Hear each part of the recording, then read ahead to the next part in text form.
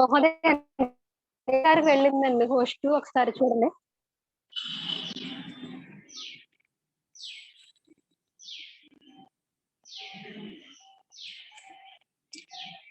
అథ మంత్రపాఠః.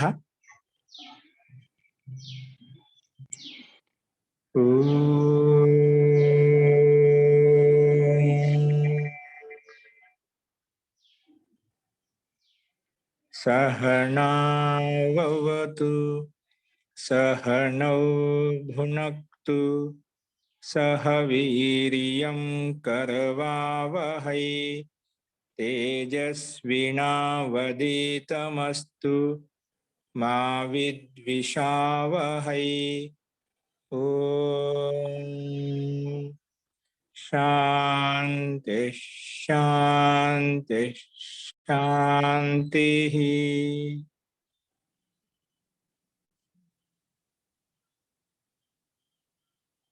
సర్వేభ్యో నమః. అందరికీ నమస్కారం అండి. నిన్న మనము అభ్యాసం 18లో ఉన్నటువంటి శబ్దకోశాన్ని ఉపయోగించి, నియమాలను ఉపయోగించి సంస్కృత వాక్యాలు, తెలుగు వాక్యాలు చెప్పుకున్నాము. అదేవిధంగా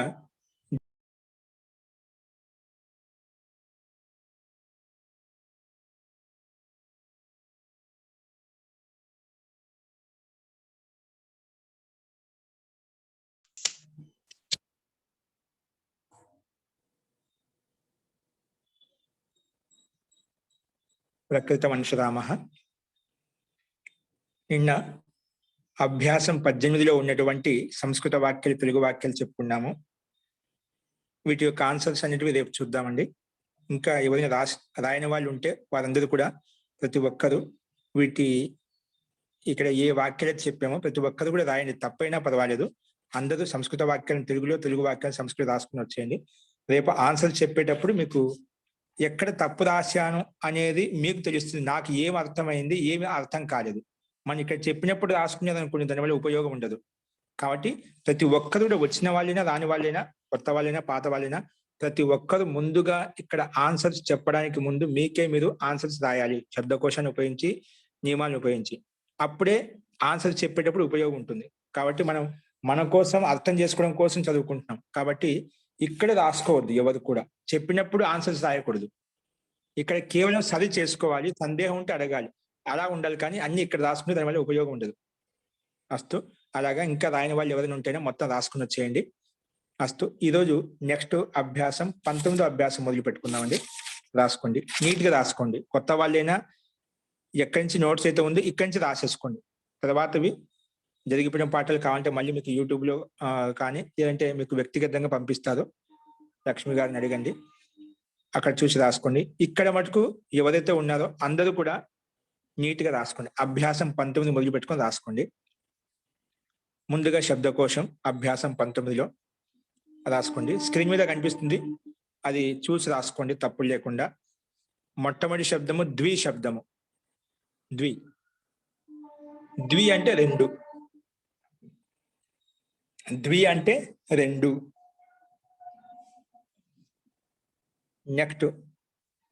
నెక్స్ట్ శబ్దము ఉభా.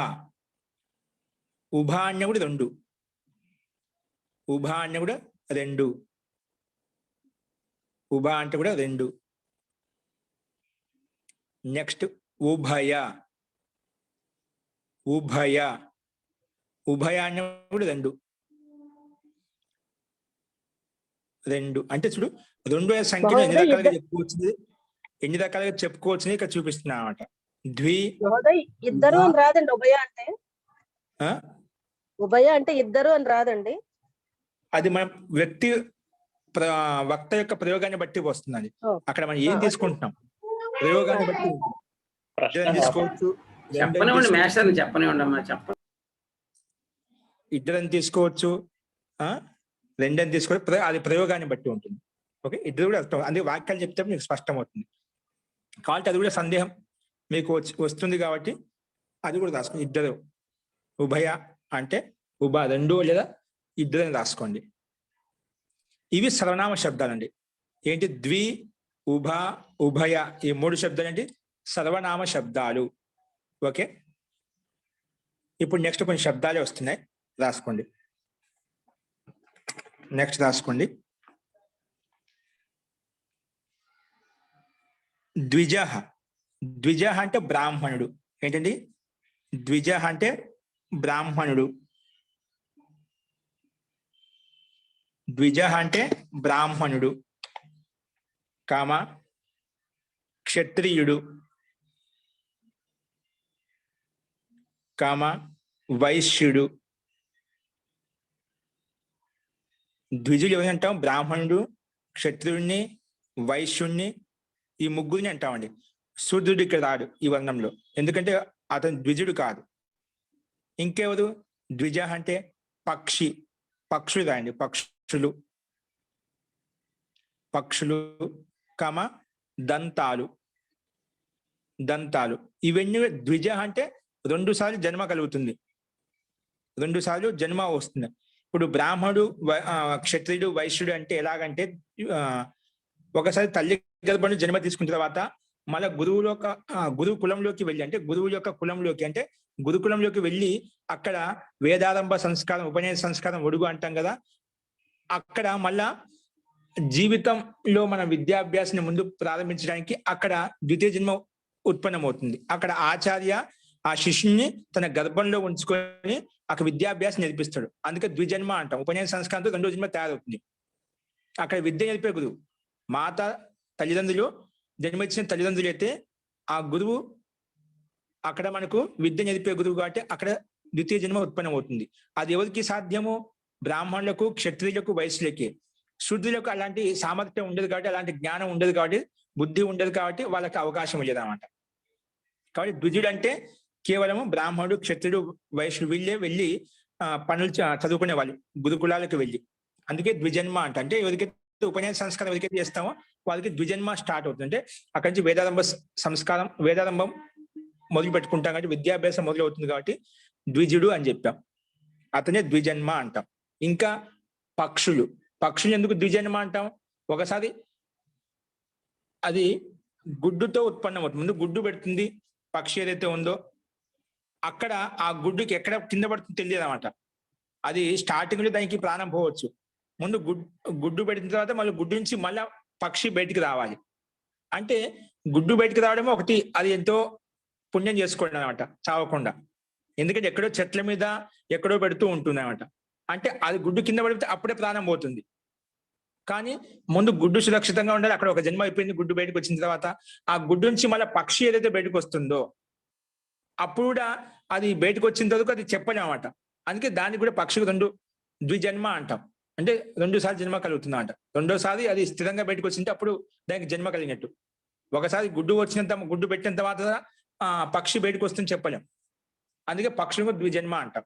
అదేవిధంగా దంతాలు, చిన్నపిల్లలకు పాల దంతాలు అంటాం కదా, అవన్నీ ముందు పండ్లన్నీ ఊడిపోతాయి, మళ్ళీ సెకండ్ టైం వస్తాయి.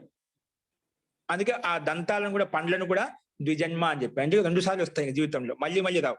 మళ్ళీ 3వసారి పోయిందంటే అది ఇంకా పోయినట్టే, ఇంకా నకిలీ దాంతో పెట్టుకోవాల్సి వస్తుంది. అస్తు. ఇవి పక్షులు, బ్రాహ్మణులు, క్షత్రియులు, వైశ్యులు, ఇవన్నీ ద్విజన్మ అంటాం. ఎవరికైతే 2వ జన్మ, ద్వితీయ జన్మ కలుగుతుందో అది జ్ఞానపరంగా కావచ్చు, ఒక ప్రాణం పరంగా కావచ్చు. ఓకే, వీటిని ద్విజ అని చెప్పాము. అవి ఏంటో ప్రసంగాన్ని బట్టి, సందర్భాన్ని బట్టి ఎక్కడ ఏది తీసుకోవాలో అది తీసుకుంటాము. అస్తు. నెక్స్ట్ శబ్దం రాసుకోండి. ద్విరేప. ద్విరేప అంటే తుమ్మెదలు. తుమ్మెదలు, ద్విరేప తుమ్మెద. ఇప్పుడు నల్లగా కందిరిగిలాగా ఉంటుంది, కందిరిగిలాగా ఉంటుంది. మకరందాల మీద, పుష్పాల మీద కూర్చొని మకరందాన్ని ఆస్వాదిస్తుంటుంది. దాన్ని ద్విరేప అంటాం. అంటే 2 రెక్కలు ఉంటాయి, దానికి 2 రెక్కలు ఉంటాయి. ద్విరేప.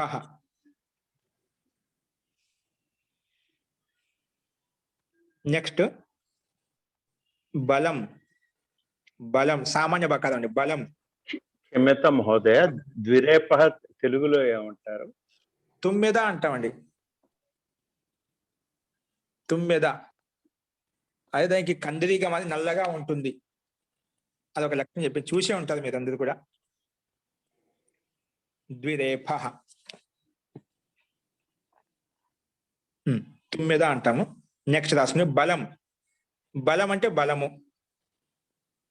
బలం అంటే బలము. నెక్స్ట్ దంపతి. దంపతి. దంపతి అంటే దంపతి అంటే తెలుసు కదా, పతి పత్ని ఇద్దరిని. దంపతిని ఇద్దరు వస్తాడు. ఒక దంపతిని ఒకదే భర్త కానీ భార్య కానీ రాదు. ఇద్దరిని దంపతి అంటాం. దంపతి దీర్ఘికాల దంపతులు. దంపతి దీర్ఘికాల అంటామండి దంపతులు. నెక్స్ట్ పితరౌ. పితరౌ అంటే తల్లిదండ్రులు. పితరౌ అంటే ఏమిటి? తల్లిదండ్రులు.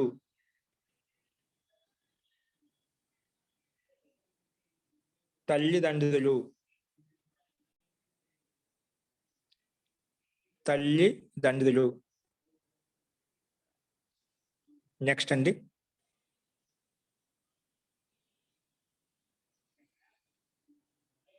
పితరౌ అంటే తల్లిదండ్రులు. ద్వివచనంలో వచ్చింది. అస్తు అశ్వినౌ. అశ్విని కుమారుడు ప్రసిద్ధంగా ఈ అశ్విని కుమారుల గురించి ప్రసిద్ధమైన కథనే ఉంది, చాలా మంది తెలిసే ఉంటుంది. ఇద్దరు అశ్విని కుమారులు. అశ్వినౌ. అశ్వినౌ అశ్విని కుమారులు.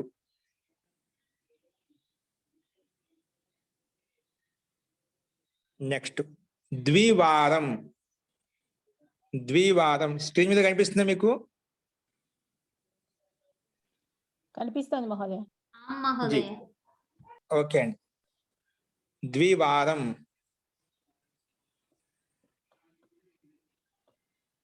ద్వివారం.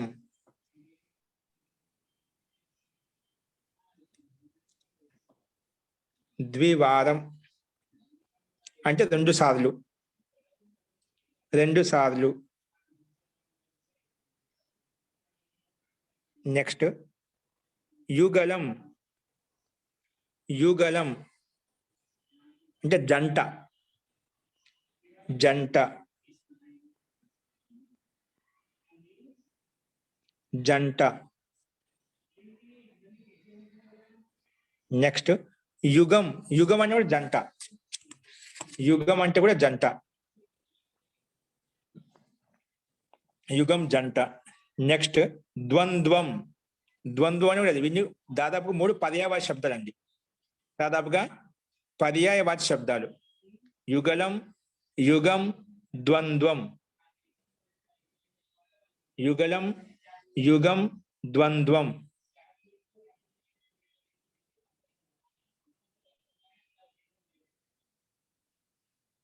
నేను మూడికి అర్థం ఏంటి? జంట అనేది. కానీ శబ్దం భిన్న భిన్నంగా ఉంది, కానీ అర్థం అయితే ఒకటే విధంగా ఉంటుంది. నెక్స్ట్ ఇప్పుడు ధాతులు రాసుకోండి. దీక్ష ధాతు. దీక్ష ధాతు. దీక్ష ధాతుకి మీనింగ్ వస్తుంది దీక్ష ఇవ్వడం. దీక్ష ఇవ్వడం. దీక్ష ఇవ్వడం. దీక్ష ఇవ్వడం. నెక్స్ట్ భాస్ ధాతు అండి. భాస్. భాస్ ధాతుకి రూపం లేదా మహోదయ? రూపము రాసుకోండి. దీక్ష, ఇది ఆత్మీయ పదంలో నడుస్తుంది. దీక్షతే. దీక్షతే. దీక్షేతే. దీక్షతే. దీక్షేతే. దీక్షంతే. దీక్షతే. దీక్షేతే. దీక్షంతే. ఇలాగ రూపం నడుస్తుంది ఆత్మీయ పదంలో, సేవతికి సమానంగానే. నెక్స్ట్ రాసుకోండి.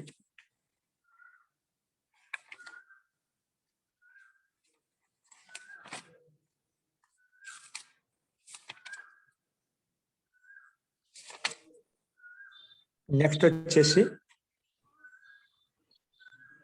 భాస్ ధాతు అండి. దీక్ష ఇవ్వటం. దీక్ష ఇవ్వటం. నెక్స్ట్ భాస్ ధాతు.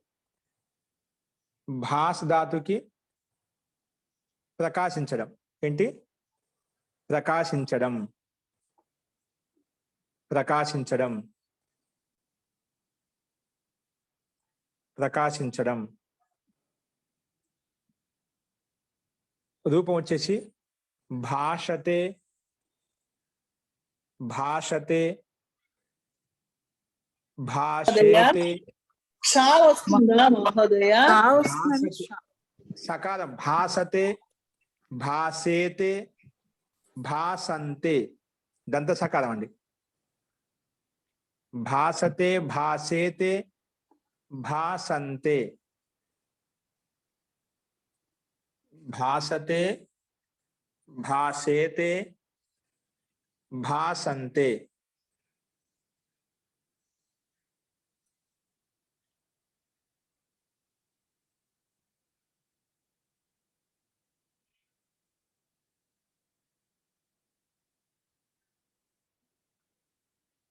నెక్స్ట్ వచ్చేసి ఆ ప్లస్ లంబ ధాతు అండి.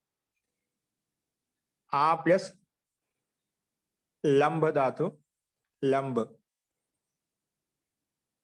ఆ ప్లస్ లంబ ధాతు కి మీనింగ్ వచ్చేసి సహారా తీసుకోవడం లేదా సహారా ఇవ్వటం. సహారా తీసుకోవడం లేదా సహారా ఇవ్వటం అనే అర్థం వస్తుంది. సహారా అంటే ఏంటి మహోదయ? సహారా అంటే సపోర్ట్, సహాయంగా ఉండడం. ఆసరా. ఆసరా ఇవ్వడం, ఆసరా తీసుకోవడం. ఆశ్రయించడం. ఆశ్రయం ఇవ్వడం లేదా ఆశ్రయం తీసుకోవడం. ఆశ్రయించడం, ఆశ్రయం తీసుకోవడం. నీ ఆశ్రయం ఇవ్వటం, ఆశ్రయం తీసుకోవటం.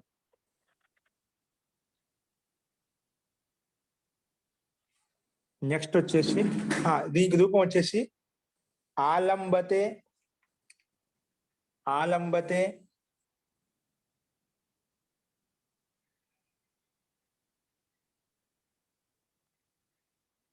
ఆలంబేతే. ఆలంబతే. ఆలంబేతే. ఆలంబంతే.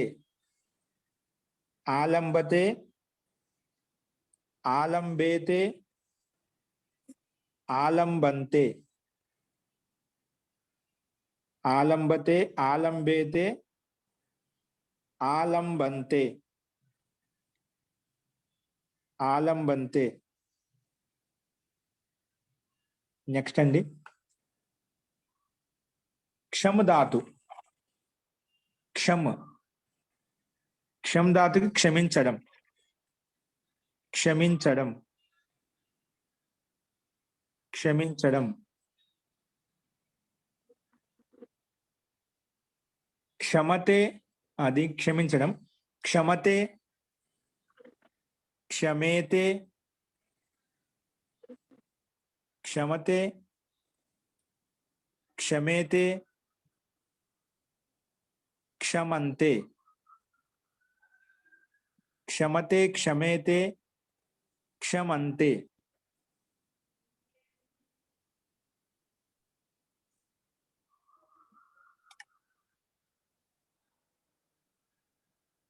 నెక్స్ట్ అండి గాహ ధాతు. గాహ ధాతుకి దూసుకెళ్ళటం. ఏంటండి? దూసుకెళ్ళటం. గాహ ధాతుకి ఏంటి? దూసుకెళ్ళటం. దూసుకెళ్ళటం.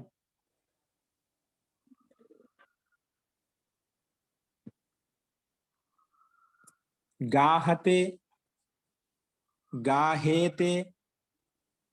గాహంతే. గాహతే. గాహేతే. గాహంతే. గాహతే. గాహేతే. గాహంతే.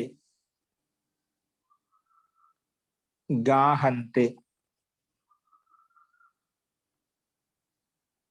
నెక్స్ట్ అండి గాహతే, గాహేతే, గాహంతే. దూసుకెళ్ళటం చెప్పాను. నెక్స్ట్ శ్రంస ధాతు. శ్రంస ధాతు. శ్రంస ధాతు. శ్రంసతే శ్రంసతే. అర్థం ఏంటి మహోదయ శ్రమస్థితి అంటే? శ్రంస అంటే కింద పడటం, గిరణ కింద పడటం. శ్రంసతి క్రింద పడటం, క్రింద పడటం. దీనికి రూపం వచ్చేసి శ్రంసతే, శ్రంసేతే, శ్రంసంతే. శ్రంసతే, శ్రంసేతే, శ్రంసంతే. శ్రంసతే, శ్రంసేతే, శ్రంసంతే. శ్రంసతే, శ్రంసేతే, గురుగారు, శ్రంసంతే. జీ మొదటి షా శంఖంలో షా అవుతుంది, రెండో షా దంత సకారం అండి. సరస్వతిలో ఉండే దంతవ్యాస. సకారం. సరస్వతిలో ఉండే సకారం. అదే మొదటిది మాత్రము శంఖంలో సరస్వతి అనండి. సారీ, అంటే మొదటి- శంఖంలో ఉండేటట్టు షా. అది కూడా సరస్వతి సకా శ్రంస ధాతు. శ్రంస ధాతు అది కూడా దంత ఉంది సకారం. మహోదయ. అవగతం. స్క్రీన్ మీద చూడండి.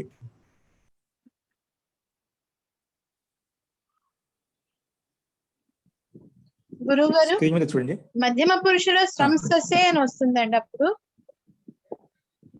ఏంటంటే శ్రంససే, సేవసే, అలాగే శ్రంససే అలా వస్తుంది. శివధాతుకి సమానం నడుస్తుంది. Thank you. నెక్స్ట్ రాసుకోండి. ధ్వంస ధాతు అండి. ధ్వంస ధ్వంస ధాతుకి ధ్వంసతే, ధ్వంసేతే. అర్థం చెప్పండి మహోదయ. ధ్వంసం నష్టం కావడం, నష్టం అవ్వడం లేదా నష్టం కావడం. ధ్వంసతే, ధ్వంసేతే, ధ్వంసంతే. ధ్వంసతే, ధ్వంసేతే, ధ్వంసంతే. నెక్స్ట్ వ్యథ ధాతు. వ్యథ ధాతు. వ్యథతే, వ్యథ. వ్యథ అంటే బాధపడటం, దుఃఖపడటం. బాధపడటం లేదా దుఃఖపడటం. బాధపడటం లేదా దుఃఖపడటం. రూపం వచ్చేసి వ్యథతే, వ్యథతే, వ్యథతే, మహోదయ వ్యథేతే. ఆఖరిది తే మహాప్రాణం వస్తుందా మామూలుగా వస్తుందండి వ్యథతేలో? సామాన్య తకాలం వస్తుందండి. సామాన్య తకాలం. ఓకే. వ్యథతే, వ్యథేతే, వ్యతంతే. స్క్రీన్ మీద ఉన్నాయి, ఒకసారి చూసుకోండి. వ్యథతే, స్క్రీన్ మీద వ్యథేతే. చూడకుండా మ్యాథ్స్ అని డిస్టర్బ్ చేస్తారు. మీరు స్క్రీన్ మీద చూడట్లేదు, ఎదురుండి పెట్టారు. ఆయన ఎందుకు పెట్టారు? వ్యథతే, వ్యథేతే, వ్యథంతే. వ్యథంతే. రూపం లేదు కదండి, ఇది అడిగాను.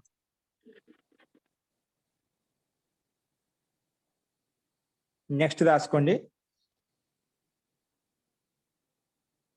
వ్యథ ధాతుకి దుఃఖపడటం లేదా బాధపడటం. దీనికి రూపం వచ్చేసి వ్యథతే, వ్యథేతే, వ్యథేతే, వ్యథంతే. ఇవన్నీ సేవతే ధాతుకు సమానంగా నడుస్తాయి.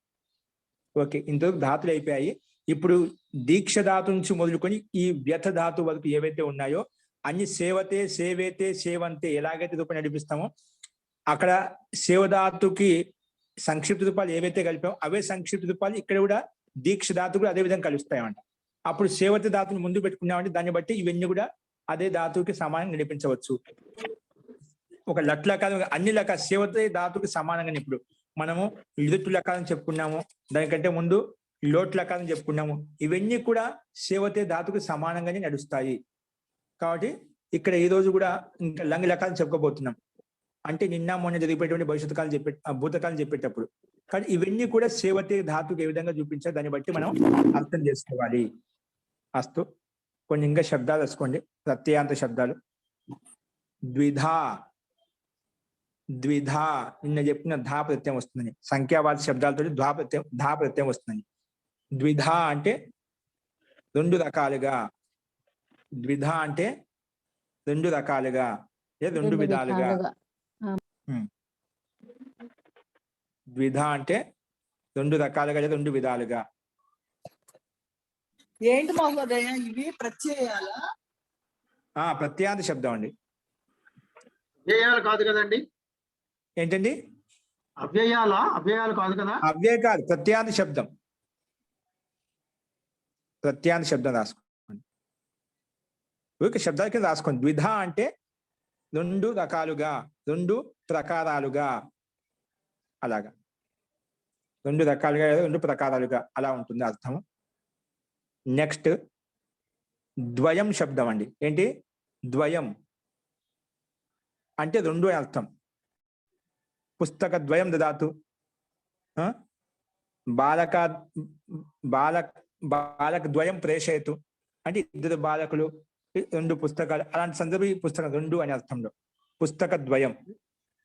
ఓకే, ద్వయం అంటే రెండు. స్త్రీలింగ శబ్దమా? స్త్రీలింగ శబ్దంగా ద్వయం నపుంసకలింగంలో ఉందండి ఇది. ద్వయం రెండు రకాలుగా. ద్విధ అది ప్రత్యాంత శబ్దం, అది అలాగే ఉంటుంది. మన రూపం నడిపించాలి స్త్రీలింగంలో ఉంటుంది, దానికి రూపాలు అవసరం లేదు. నువ్వు రూపంగా తీసుకున్నావంటే స్త్రీలింగ శబ్దం, కానీ దానికి రూపం నడవదు. దాన్ని అదే ప్రత్యాంతం యొక్క అర్థమే తీసుకుంటాం. ఓకే, అస్తు. నెక్స్ట్ పదము ద్వివిధ. ఏంటి? ద్వివిధ.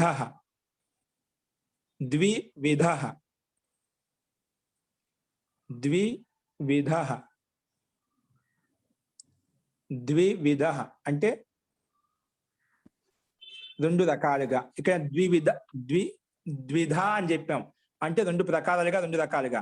ఇక్కడ ద్వివిధ అన్న కూడా అదే. మనము నిన్నటి అభ్యాసంలో ఈ అభ్యాసము 82వ నియమాలు చెప్తున్నాం. సంఖ్యాయాహ విధార్థేధ, అక్కడ ఏకధ ద్విధ, ఏకవిధ ద్వివిధ, అదే ప్రత్యాంత శబ్దం ఇక్కడ చూపించారన్నమాట. ఓకేనా? ద్వివిధ అంటే రెండు రకాలుగా, రెండు విధాలుగా, రెండు ప్రకారాలుగా. ఇక్కడ కూడా అదే అర్థం వస్తుంది. సందర్భాన్ని బట్టి కొంచెం మార్పు, అర్థంలో తేడా వస్తుంది అంతే. సమాన అర్థాలు రెండు కూడా, కానీ ప్రత్యయం యొక్క భేదాన్ని బట్టి శబ్ద భేదం అవుతుంది, కానీ అర్థం దాదాపుగా ఒకే విధంగా ఉంటుంది. అది గమనించండి. నెక్స్ట్ ద్విగుణ. ఈ గుణ శబ్దం చెప్పుకున్నాం మనం అదే నియమంలో, 81వ నియమంలో. ద్విగుణ, గుణ వచ్చిందన్నమాట. ద్విగుణ అంటే రెండింతలు. ద్విగుణ అంటే ఏమిటి? రెండింతలు. ద్విగుణ అంటే రెండింతలు. ద్విగుణ అంటే రెండింతలు. ఓకే, ఇవి మనకు శబ్దకోశం అండి. అన్ని దాదాపుగా ఇప్పుడు ఈ అభ్యాసంలో ధాతులు కొత్త వచ్చి ఇవన్నీ కూడా ఆత్మీయపద ధాతులు. ఇంతవరకు పైన మనకు సేవధాతు కంటే ముందు, ప్రారంభం కావడానికి కంటే ముందు అన్ని పరస్పర ధాతులు చూపించాడు. ఇప్పుడు అన్ని ఆత్మీయపద ధాతులు ముఖ్యమైనవి ఏవైతే మనం ఎక్కువగా తరచుగా ఉపయోగిస్తుంటామో ఆ ధాతులు ఇక్కడ చూపించాడు మనకు. ఓకే, కొన్ని ప్రత్యేక శబ్దాలు కూడా మనకు వస్తూ ఉన్నాయి మధ్య మధ్యలో, వాటి అన్నిటిని గమనిస్తూ ఉంది. మహోదయ, ఈ ద్విగుణ కూడా కొంచెం ఎగ్జామ్స్ చెప్పరా? చెప్తాను. మన శబ్దకోశం రాసినందుకు ఆ ఎగ్జాంపుల్స్ అన్ని వస్తాయి మనకు. ఓన్లీ శబ్దకోశం చెప్పుకుంటున్నాం, ధైర్యంగా ఉండండి, వస్తాయండి. మహోదయ రెట్టింపు అనొచ్చా? ద్విగుణ అంటే రెట్టింపు, రెండింతలు అంటే రెట్టింపు అంటే రెండు ఒకటే కదా. రెండింతలు లేదా రెట్టింపు ఏదైనా రాసుకోవచ్చు. పర్యాయపదాలు అంటే చెప్పండి ఒకసారి, వింటాం మేము కూడా. పర్యాయపదాలు ఒకసారి చెప్పండి మీరు, మేము వింటాం. ఇలా అయితే 3 నెలలు 6 నెలలు పడుతుంది క్లాస్. 6 నెలలు కూడా సరిపోదు మనకు రచనాత్మకం చదవడానికి. అస్తు రాసుకోండి.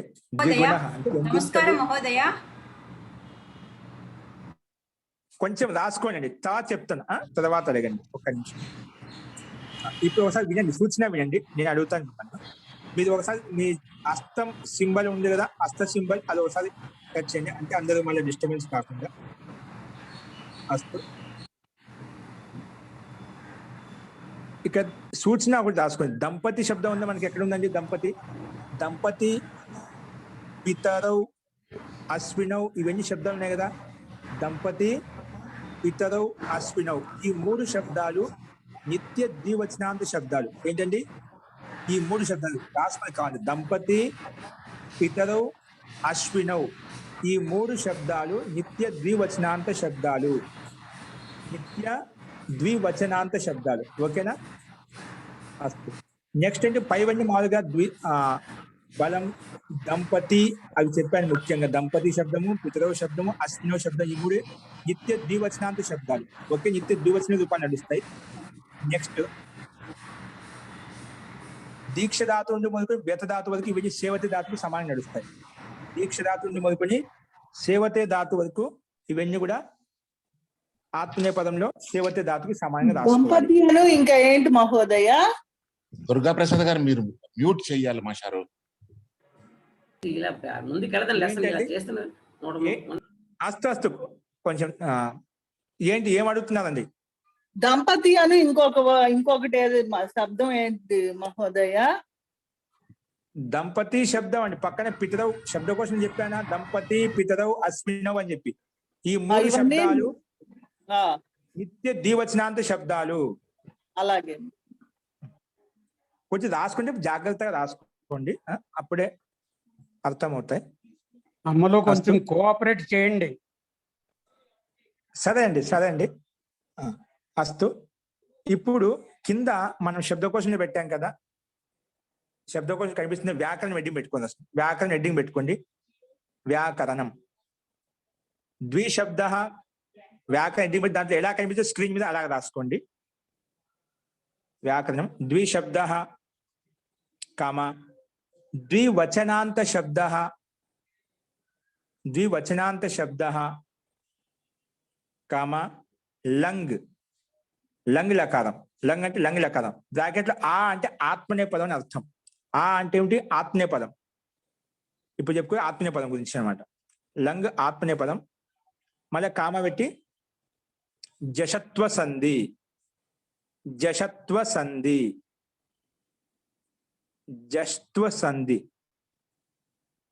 నిన్ను ఎవరు అడిగారు? అది జలాం జశో అంటే జసత్వ సంధి కాదండి. జలాం జసి అనేది జసత్వ సంధి. రెండు జస్స వస్తాయండి. రెండు జసత్వ సంధి అంటే జస్సు చేస్తాం, జషత్వ సంధి అని చెప్పాం. కాబట్టి ఇది కూడా గత అభ్యాసంలో చెప్పిన జలాం జశవంతులు ఏ విధంగా జస్ చేసామో ఇది కూడా జలాం జసి అనే సూత్రం జస చేస్తుంది. అందుకే దీన్ని కూడా జసత్వ సంధి అంటాం. కాదు సూత్రం భిన్నంగా ఉంటుంది. దీని నియమాలు కొన్ని కండిషన్స్ భిన్నంగా ఉంటాయి. అస్తు. ఇవి మనం వ్యాకరణ అంశాలు చెప్పుకోబోయే అంశాలు. ఓకే, ఇప్పుడు రాసుకుని ద్విశబ్దాన్ని మనం ఏక శబ్దానికి మనం మూడు లింగాలు రాసామా? ఏకః, ఏకం, ఏకేన, ఏకస్మై, ఏకస్మాత్, ఏకస్య, ఏకస్మిన్. అది పుల్లింగంలో. ద్వివచన అదేవిధంగా స్త్రీలింగంలో ఏక, ఏకాం, ఏకయా, ఏకస్యై, ఏకస్యాః, ఏకస్యాం. నపుంసకలింగంలో ఏకం, ఏకేన, ఏకస్మై, ఏకస్మాత్, ఏకస్య, ఏకస్మిన్ అని మూడు లింగాలు చెప్పుకున్నాం. అదే విధంగా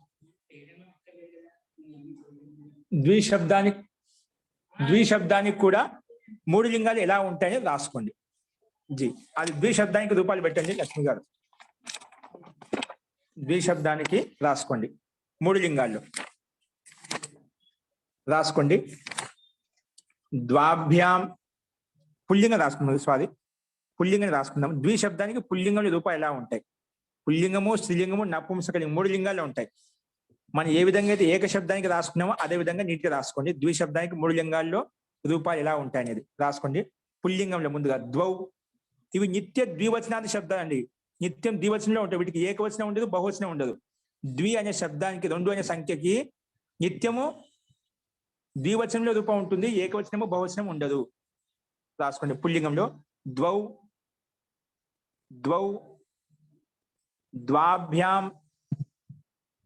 ద్వాభ్యాం. మళ్ళా తృతీయ విభక్తిలో ద్వాభ్యాం. ముందుగా ప్రథమ విభక్తిలో ద్వౌ, ద్వితీయ విభక్తిలో కూడా ద్వౌ, తృతీయ విభక్తిలో కూడా ద్వాభ్యాం వస్తుంది. తృతీయ విభక్తి ద్వాభ్యాం వస్తుంది. తృతీయ విభక్తిలో ఏమొస్తుంది? ద్వాభ్యాం. తృతీయ విభక్తిలో ద్వాభ్యాం. నెక్స్ట్ చతుర్థి విభక్తిలో ద్వాభ్యామే వస్తుంది. ఏమొస్తుంది? చతుర్థి విభక్తిలో ద్వాభ్యాం.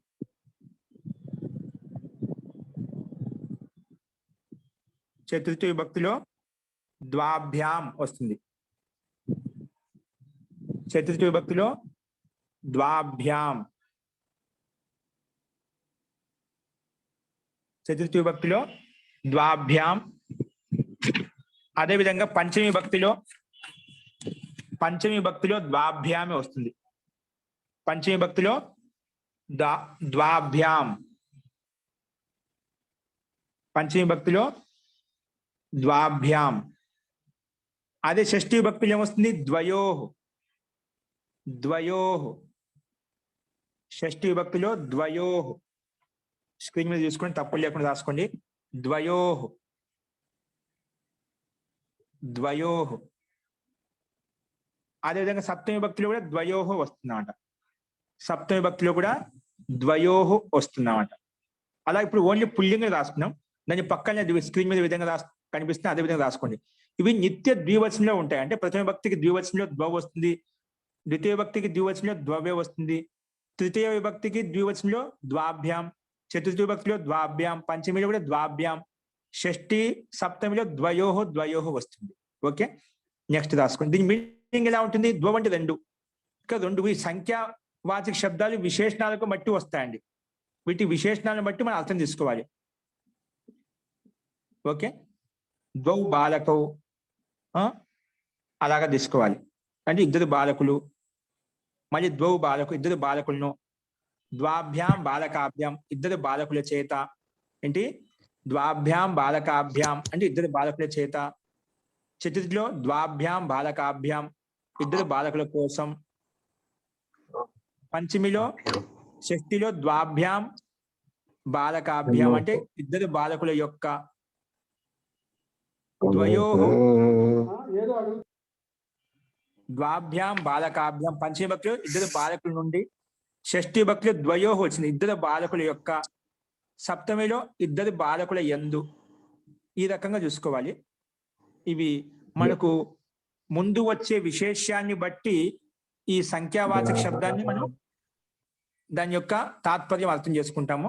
ఈ సంఖ్యావాచక శబ్దాలు ఎల్లప్పుడూ విశేషణాల కింద ఉపయోగిస్తాం కాబట్టి అదే రకంగా గమనించండి. ఇప్పుడు స్త్రీలింగాన్ని రాసుకోండి. స్త్రీలింగంలో ద్వే ప్రథమ విభక్తి వస్తుంది, ప్రథమ విభక్తి ద్వివచనంలో ద్వే.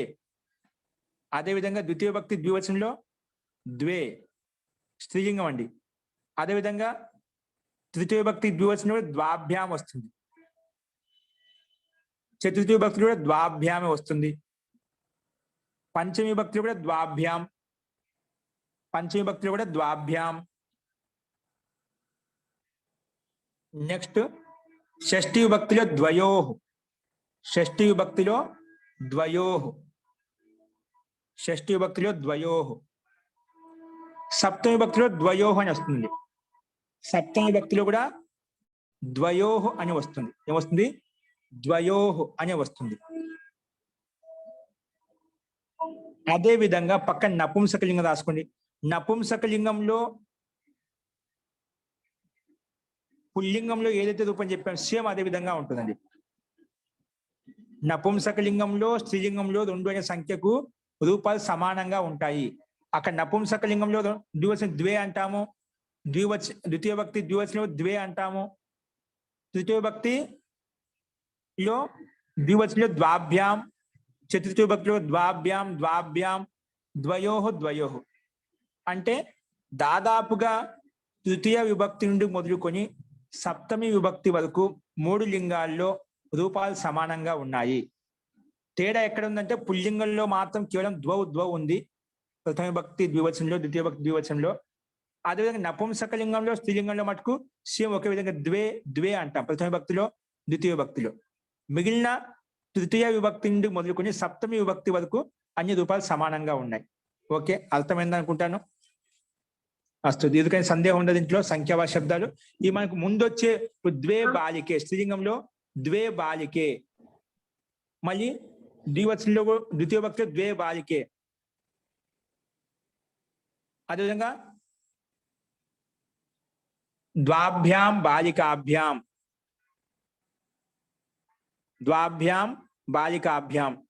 ద్వయోః బాలికయోః, అలాగా మనము ఇక్కడ ముందు వచ్చే విశేషాన్ని బట్టి విశేషణంలో కూడా రూపం అదే విధంగా చూసుకుంటాం. ఇది మనం పుల్లింగంలో ఏ విధంగా చెప్పా అదే విధంగా అర్థం అదే విధంగా ఉంటుంది. డుములు ప్రథమ విభక్తి ఏ విధంగా చెప్పుకుంటామో కర్త కర్మ కరణం సంప్రదానం అపాదానంలో కూడా అదే విధంగా అర్థం చేసుకుంటాము. అస్తు. ఇప్పుడు నెక్స్ట్ రాసుకోండి. ఇప్పుడు మనకు వ్యాకరణం ఇచ్చాడు. ఏమిచ్చాడండి? అది లంగ్ లకారం చూపించాడు. ముందుగా లంగ్ లకారం రాసుకోండి. సేవ ధాతు వచ్చింది. మళ్ళీ ఇక్కడ పరిశిష్టంలో ఏమిచ్చే సేవ ధాతు ఇచ్చాడు. అదే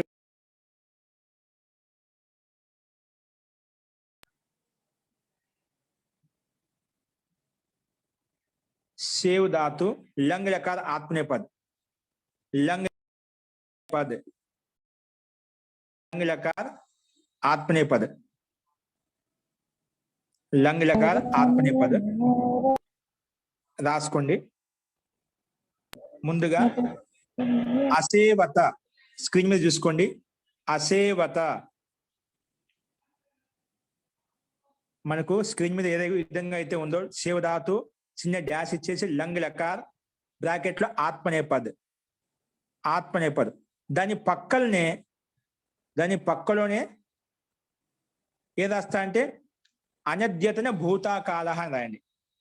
అనద్యతన భూతకాల అనద్యతన భూతకాల అనద్యతన భూతకాల అంటే నిన్న మొన్న జరిగిపోయినటువంటి కాలాన్ని చెప్పేటప్పుడు ఈ లకారాన్ని ఉపయోగిస్తాము. ఎప్పుడు ఉపయోగిస్తా అండి? నిన్న మొన్న జరిగిపోయినటువంటి కాలం చెప్పేటప్పుడు ఈ లకారాన్ని ఉపయోగిస్తాము. ఓకేనా? అందుకే బ్రాకెట్ లో అనద్యతన భూతకాల కావాల్సిన స్పష్టత కోసం తెలుగు రాసుకోండి. నిన్న మొన్న అంతకంటే ముందు జరిగిపోయిన విషయాలను చెప్పేటప్పుడు ఈ లంగ్ లకారాన్ని ఉపయోగిస్తాము. ఓకే, అస్తు. ఇప్పుడు కింద రాసుకోండి ప్రథమ పురుషంలో క్రమంగా అసేవత అసేవత అసేవత ద్వివచనంలో అసేవేతాం అసేవేతాం అసేవంత అసేవంత. నెక్స్ట్ మధ్యమ పురుషంలో అసేవథాః అసేవేథాం అసేవద్వం అసేవద్వం. నెక్స్ట్ ఉత్తమ పురుషంలో అసేవే అసేవే అసేవావహి అసేవావహి అసేవామహి అసేవే అసేవావహి అసేవామహి. ఓకే, ప్రథమ పురుషంలో అసేవత అసేవేతాం అసేవంత మహోదయ అసేవథాః అసేవేథాం అసేవద్వం అసేవే అసేవావహి అసేవామహి. ఇవి మనకు ప్రథమ పురుషం, మధ్యమ పురుషం, ఉత్తమ పురుషంలో. జీ చెప్పండి, ఏదో అడుగుతున్నారు? హలో జీ చెప్పండి. అడిగింది ఎవరు? మ్యూట్ ఓపెన్ చేసుకొని చెప్పండి. హరి ఓం. నేనే మహోదయ రాసుకుంటున్నా. ఒక్క నిమిషం కొంచెం ఆ స్క్రీన్ మీద చూసుకోండి. స్క్రీన్ మీద చూసుకొని రాసుకోండి. ఓకేనా? పక్కనే సంక్షిప్త రూపం ఇచ్చారు చూడండి. సంక్షిప్త రూపం పక్కన ఏ విధంగా ఇక్కడ ఒకటి విశేషత గమనించండి. లంగ్ లకారం అంటే ఖచ్చితంగా ధాతునకు ముందు ఆ చేర్చుతామండి. ధాతునకు ముందు ఖచ్చితంగా ఆ వస్తుంది. ఏ లకారం పరస్మ పదమైనా ఆత్మీయ పదమైనా ధాతునకు ముందు అకారాన్ని చేర్చుకుంటాము. ఇక్కడ అదే చెప్పారు సంక్షిప్తంలో ధాతుసే పైలే ఆ అని ఇచ్చానమాట. ఓకే, అది గుర్తుపెట్టుకోండి. లంగ్ లకారంలో ఎల్లప్పుడూ ధాతునకు ముందు అకారాన్ని చేర్చుకుంటాము. ఇక్కడ అదే విధంగా ఇచ్చాడు మనకు. ఓకే, సంక్షిప్త రూపం రాసుకోండి.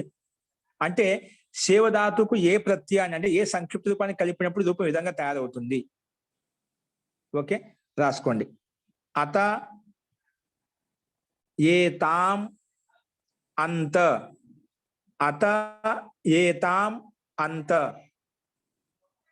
అత ఏతాం అంత అత ఏతాం అంత. నెక్స్ట్ మధ్యం పురుషంలో అథాహ అథాహ ఏథాం ఏథాం.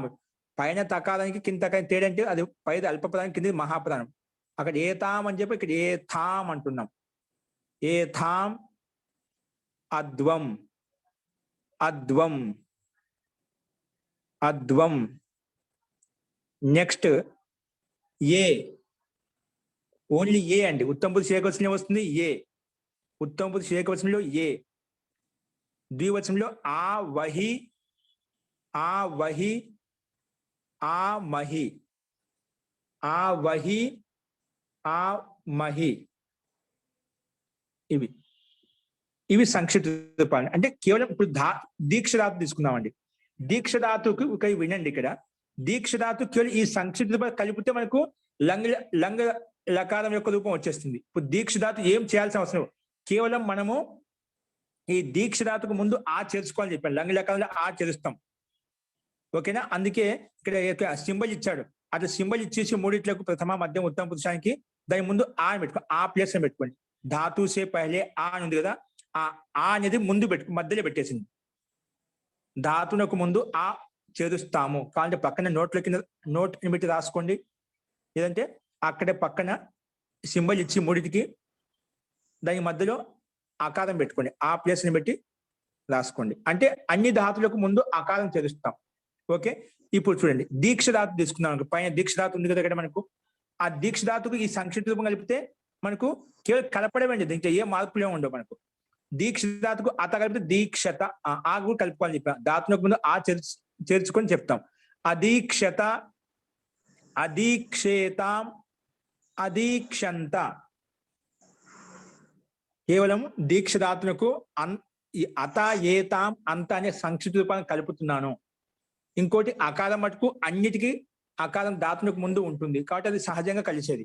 కాబట్టి అదీక్షత అదీక్షేతాం అదీక్షంత అదీక్షథాః అదీక్షేథాం అదీక్షద్వం. అదీక్ష ధాతుకు ఏ కలిపితే అదీక్షే, సింపుల్ గా అదీక్షే. మళ్ళీ ఆ వహి కలిపితే అదీక్షావహి. అది దీక్ష ధాతుకు ఆ మహి కలిపితే అదీక్షామహి. దీక్ష ధాతుకు అత కలిపినప్పుడు దీక్షత, ఏతాం కలిపితే అదీక్షేతాం, అంత కలిపితే అదీక్షంత. అలాగా అన్ని ధాతులు, భాష ధాతు గాని, ఆ ప్లస్ లంబ ధాతు గాని, క్షమధాతు గాని, గాహ ధాతు గాని అన్నిటికీ ఇవే సంక్షిప్త రూపాలను కలిపి రాస్తాము. కలిపితే మనకు లంగ లకారం యొక్క రూపం వస్తుంది. ఓకే, సరే. ఇప్పుడు సేవధాతుకి సర్వనామ శబ్దం ఎలా కలుపుకోవాలి ముందు చెప్పాము. మళ్ళీ ఒకసారి సహ అసేవత, అతడు సేవించాడు. అయిపోయింది. భూతకాలం అంటే ఏమిటి? నిన్న మొన్న సేవించాడు, ఈ రోజు కాదు. నిన్న మొన్న జరిగిపోయిన విషయాన్ని చెప్పేటప్పుడు సహ అసేవత, అతడు సేవించాడు. రెండోది ఏంటి? అసేవేతాం, తౌ అసేవేతాం, వాళ్ళిద్దరూ సేవించారు. చూడు, సేవించారు అంటున్నా, అయిపోయింది, జరిగిపోయిన విషయాన్ని చెప్తున్నాను. నెక్స్ట్ బహువచనంలో అసేవంత, తే అసేవంత, తే అసేవంత అంటే వాళ్ళందరూ సేవించారు. సహ అసేవత, తౌ అసేవేతాం, తే అసేవంత. ఓకే, ఈ రకం తీసుకుంటాం. మధ్య పురుషంలో త్వం యువాం యూయం కలుపుకోవాలి. అప్పుడు ఏమొస్తుంది? త్వం అసేవతాః, త్వం అసేవతాః అంటే నువ్వు సేవించావు. యువాం అసేవేతాం, మీరిద్దరూ సేవించారు. యూయం అసేవధ్వం, మీరందరూ సేవించారు. యూయం అసేవధ్వం అంటే మీరందరూ సేవించారు. ఓకే, నెక్స్ట్ ఉత్తమ పురుషంలో చూసుకోండి. ఉత్తమ పురుషంలో నెక్స్ట్ అసేవే, అసేవే ఏంటండి? అసేవే, అసేవే సారీ, అహం అసేవే అంటే, అహం అసేవే అంటే నేను సేవించాను, నేను సేవించాను. ఆవాం అసేవావహి అంటే మేమిద్దరం సేవించాము. ఆవాం అసేవావహి మేమిద్దరం సేవించాము, అయిపోయింది. వయం అసేవామహి మేమందరం సేవించాము, అలాగా అర్థం తీసుకోవాలి. సహ తౌతే అనేది ప్రథమ పురుషంలో, త్వం యువాం యూయం అనేది మధ్యం పురుషంలో కలుపుకోవాలి. అహం ఆవాం వయం అనేది ఉత్తమ పురుషంలో కలుపుకోవాలి. సో ప్రథమ పురుషంలో ఉన్నప్పుడు ఒక రకంగా అర్థం ఉంటుంది, మధ్యం పురుషంలో నీవు సేవిస్తున్నావు, అహం అయితే నేను సేవించాను, నువ్వు సేవించావు, అతడు సేవించాడు, ఆ రకంగా అర్థం చేసుకోవాలి. మనం అన్ని ధాతులకు ఇదే విధంగా కలుపుకోవాలి. ఓకే, ఈ రకంగా ఆత్మీయపదంలో రూపాలు ఈ విధంగా ఉంటాయి. నెక్స్ట్, ఈ ధాతువులను ఉపయోగించి ఇప్పుడు సేవ ధాతు లంగ్ లెక్క చెప్పాం కదా, అన్ని ధాతులకు ఇదే విధంగా కలుపుకోవాలి. ఏవి చెప్తే గాహ ధాతు ఇవే కాదు, ముందు ఇచ్చిన ధాతులు కూడా అదే విధంగా కలుపుకోవాలి. కేవలం లంగ్ లకారమే కాకుండా అన్ని లట్ లకారము, లోట్ లకారము, లంగ్ లకారం, ఈ 3 ధాతులు ఇదే విధంగా కలుపుకోవాలి. ఇక్కడ ఉన్నట్టు ఒకసారి చెప్తాను చూసుకోండి. ఇప్పుడు నెక్స్ట్ ఏంటి, భాష ధాతు. భాస్కి కేవలం అత ఏతాం కలుపుదాం. ఆ అనేది కంపల్సరీ కలుపుకోవాలి, లంగ్ లకారం కాబట్టి ధాతులకు ముందు కంపల్సరీగా అకారం చేర్చుకొని మనం రూపం చెప్పుకోవాలి. అభాసత, అభాసేతాం, అభాసంత. ఒకసారి గమనించి ఎలా కలుపుతున్నానో దాన్ని బట్టి మీరు సొంతంగా ఎప్పుడైనా రాసుకోవచ్చు. నెక్స్ట్ మధ్యం పురుషంలో అభాసథాః, అభాసేథాం, అభాసద్వం, అభాసే, అభాసావహి, అభాసామహి. ఇది ప్రకాశించే అర్థంలో చెప్పాను. నెక్స్ట్ ఆ ప్లస్ లంబ ధాతుకి ఆలంబత, ఆలంబేతాం, ఆలంబంత. కేవలం సంక్షిప్త రూపం కలుపుతూ పోతున్నాం అండి, ధాతులకు కలిపి రాయడమే. అలంబతాః, అలంబేతాం, అలంబద్వం, అలంబే, అలంబావహి, అలంబామహి. నెక్స్ట్ క్షమధాతు. అక్షమత, అక్షమత ఎక్కడ చేసింది చెప్పాం కదా. క్షమధాతునకు ముందు ఏవైతే ధాతులు ఉన్నాయో లంగ్ లకారంలో రూపం చెప్పేటప్పుడు కంపల్సరిగా ఆకారం చేర్చుకొని చెప్పాలి. అక్షమత, అక్షమేతాం, అక్షమంత, అక్షమథాః, అక్షమేతాం, అక్షమధ్వం, అక్షమే, అక్షమావహి, అక్షమామహి. నెక్స్ట్ ఏమిచ్చే గాహ ధాతు.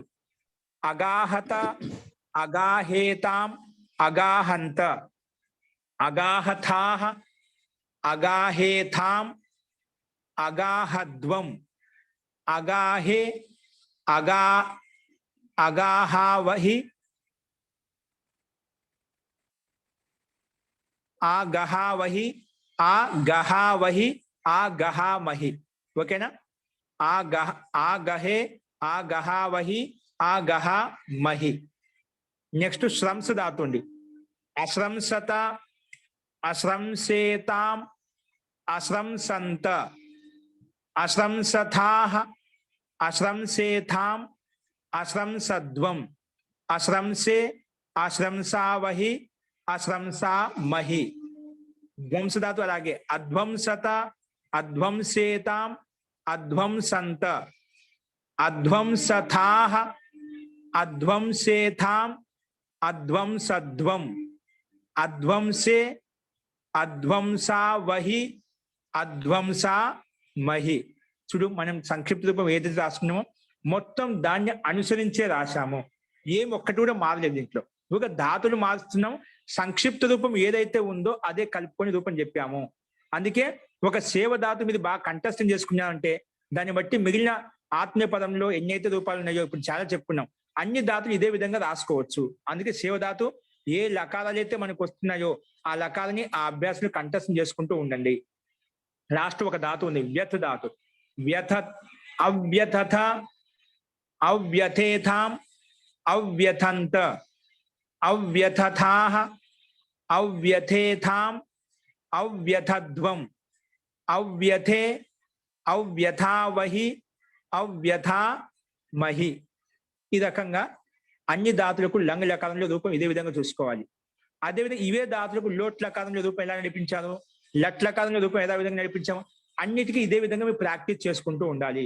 మీకే మీరు ప్రాక్టీస్ చేసుకోవాలి. అంటే మనం ఒక సేవ ధాతు నేర్చుకోవడం వలన ఆత్మీయపదం చాలా ధాతులు ఏవైతే చెప్పి అన్ని మనకు వచ్చినట్టే. కాబట్టి ఒక ధాతు నేర్చుకోవడం, ఒక ధాతుతోటి దానికి సంబంధించినవి వందల ధాతులు మనం ప్రాక్టీస్ చేసుకుంటున్నాం. కాబట్టి ఇది బాగా నేర్చుకోండి. ఇక్కడ ఏ ఏ ధాతులు ఏది శబ్దకోశంలో ఉపయోగిస్తున్నామో అవి ప్రతి ఒక్కరు కూడా మీ నోట్బుక్ లో పక్కన నోట్ చేసుకుంటూ ఉండండి. మీరు సొంతంగా రాయండి. అప్పుడే మీకు అధికారం వస్తుంది. సాహిత్యం చదవడానికైనా భగవద్గీత శ్లోకాలైనా మీరు రాసినప్పుడే అర్థం అవుతుంది. కేవలం ఒకసారి శివధాతు నేర్చుకున్నాం అనుకోవద్దు. కొన్ని శబ్దాలు పలకడం కొంచెం కఠినంగా ఉంటుంది, రాయడంలో కొంచెం ఇంకో భిన్నంగా ఉంటుంది. అది రాసినప్పుడు మనం చెప్పినప్పుడు ఇప్పుడు నేను చెప్పిన విధంగా ప్రతి ధాతువు రూపం నడిపించి ప్రాక్టీస్ చేస్తూ ఉండాలి. మీకే మీరు ఇంటిగా అభ్యాసం చేసుకుంటూ ఉండాలి. అప్పుడు మనకు అతి త్వరలో మనకు 30 అభ్యాసాలు అయిపోతుండగానే మనకు వాక్యాధికారం మీద, వాక్య నిర్మాణం మీద అధికారం వచ్చేస్తుంది. అస్తు ఈ రకంగా మనం శబ్దకోశము కొన్ని శబ్దాలు, సంఖ్యావాచ శబ్దము, లంగ్ లకారం యొక్క రూపం ఏ విధంగా ఉంటుందని చూసాము. రేపు ఇంకా నియమాలు ఎలా ఉంటాయి, పైన శబ్దకోశంలో కొన్ని విశిష్టమైన శబ్దాలు ఇచ్చారు, ఆ శబ్దాలను ఉపయోగించి ఇంకా సర్వనామ శబ్దాలను ఉపయోగించి విశిష్ట నియమాలు ఎలా ఉంటాయి అనేది మనం రేపు చూద్దామండి. అస్తు మంత్రపాఠ. ఇంకా మీకు ఎవరికైనా సందేహాలు ఉంటే గిన మనం మంత్రపాఠ అయిపోయిన తర్వాత ఆలోచిద్దామండి.